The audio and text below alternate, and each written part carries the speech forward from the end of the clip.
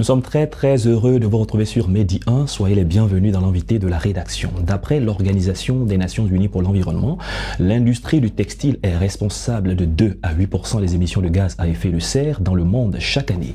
Et seulement 1% des vêtements usagés est recyclé en vêtements neufs. Les textiles sont devenus omniprésents dans notre société de consommation avec une production vestimentaire en constante augmentation atteignant plus de 200 milliards de vêtements dans le monde d'ici à 2030. La question de l'élimination de ces textiles devient cruciale. On en parle dans cette émission.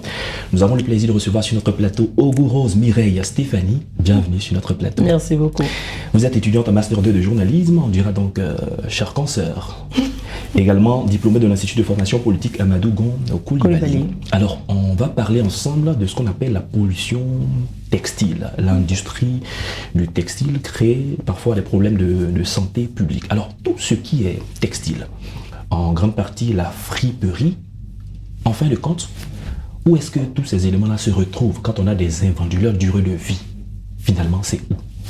Le fin de vie, je voulais dire. D'accord. Quand tout ce qui concerne le niveau textile n'est plus utilisé, oui, ça se retrouve soit dans les décharges, oui, soit c'est carrément revendu, recyclé pour une réutilisation. Et aujourd'hui, on constate qu'il y a beaucoup de personnes qui achètent des habits carrément revendus, c'est-à-dire oui, les friperies. Oui. Vous avez beaucoup de marchés au niveau même de la Côte d'Ivoire oui, qui revend les habits réutilisés, okay, pardon, les habits utilisés pour la population. On pourrait dire que c'est à moins de coût. Oui, allez-y, à moins de coût. Si vous le dites, donc c'est un vrai business. Oui, un vrai business. C'est un vrai business. Oui. Oui, mais même quand vous voyez sur les réseaux sociaux, beaucoup de jeunes femmes vendent les friperies. Bon, nous on appelle ça les fripes. Oui. Moi, je suis carrément habillée entièrement en friperie. Oui, les fripes, oui. Voilà. Donc, quand on s'habille, on ne peut même pas penser que c'est de la friperie qu'on a portée. Voilà, parce que les habits sont, comme je disais, ont été utilisés et ensuite recousus et puis vendus sur le marché. Donc, quand les personnes achètent comme ça, les clients achètent les tenues, ne peuvent même pas savoir que ça a été des tenues déjà portées. Et c'est de bonne qualité. Oui, de très bonne qualité. Selon ce que vous dites. Alors, oui, la plupart du temps, dans nos pays africains qui vendent ce qu'on appelle la fripe, d'où est-ce que ça provient? D'où est-ce que ça provient, toutes ces fripes? Beaucoup plus de l'Europe. Voilà, beaucoup plus de l'Europe. Les commerçants qui s'adonnent à ce business prennent les habits plus de l'Europe pour venir revendre ici en Côte d'Ivoire, en Afrique. Voilà.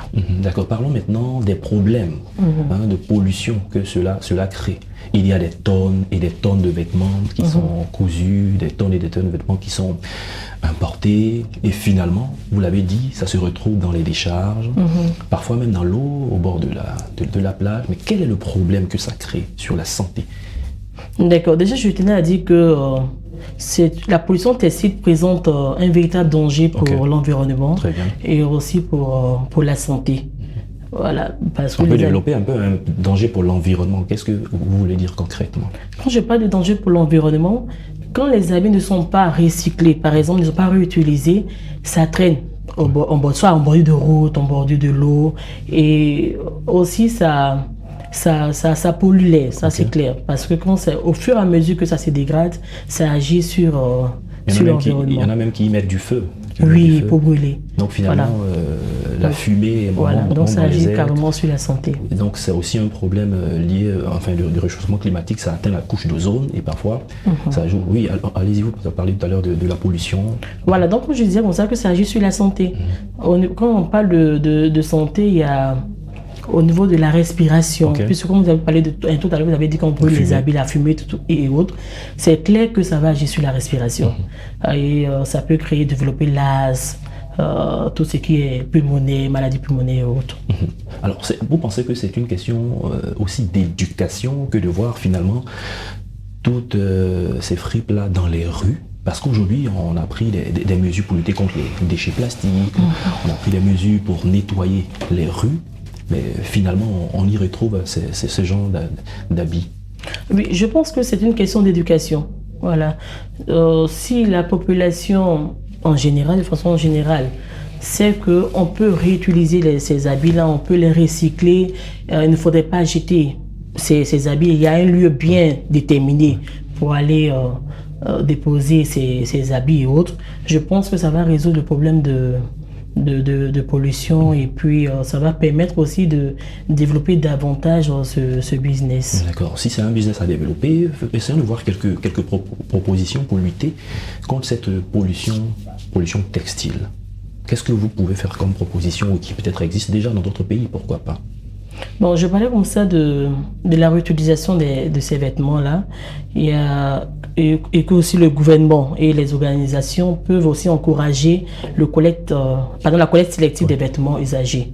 Voilà, c'est-à-dire qu'il faudrait l'implication massive du gouvernement et puis des organisations afin de sensibiliser la population en leur disant comme ça qu'on peut réutiliser ces vêtements-là.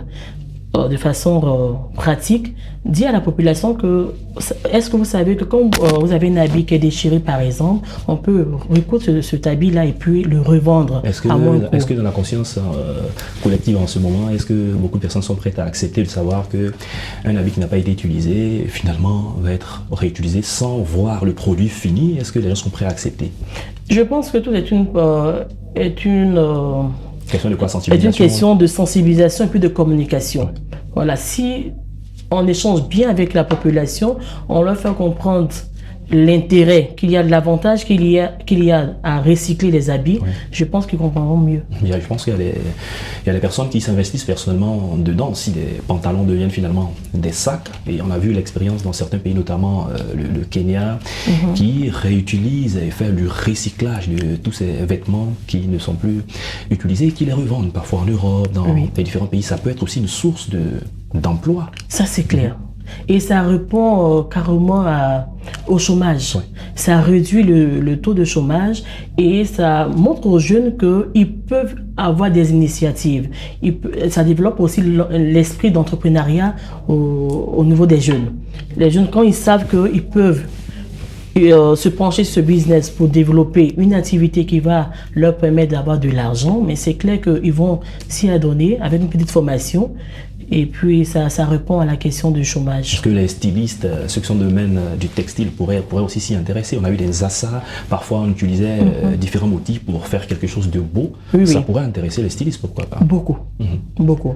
On s'imaginerait même qu'un festival pourrait être créé avec des invendus, avec du matériel recyclé, si ça n'existe pas déjà.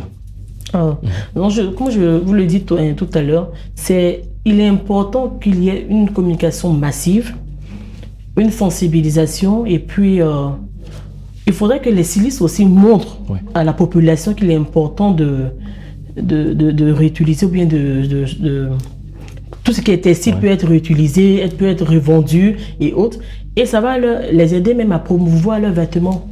À promouvoir leurs vêtements. Et aujourd'hui, avec l'avènement des réseaux sociaux, le numérique, on s'imagine que des jeunes bien formés, qui sont formés au recyclage, à la réutilisation de tous ces différents vêtements, pourront faire la promotion, pourquoi pas, sur les différents réseaux sociaux. Ça pourrait toucher des milliers et des milliers de personnes, que ce soit en Côte d'Ivoire, dans la sous-région, et un peu à l'extérieur. C'est bien cela. Effectivement. Alors, si vous deviez vous lancer dans une telle activité, par où est-ce que vous commencerez? Par la sensibilisation?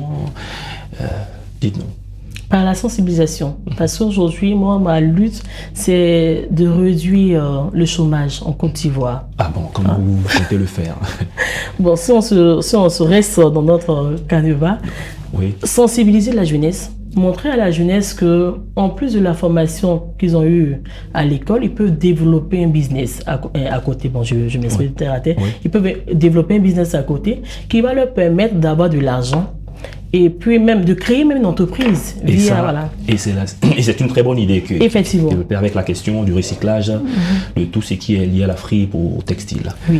Nous sommes déjà à la fin de l'émission. Rose, Mireille, Stéphanie, on a eu du plaisir à échanger avec vous sur les questions de pollution textile. Rappelons que vous êtes étudiante en master de journalisme et diplômée de l'Institut de formation Amadou Gon Coulibaly. Merci d'être passé sur le plateau. Tout le merci à vous.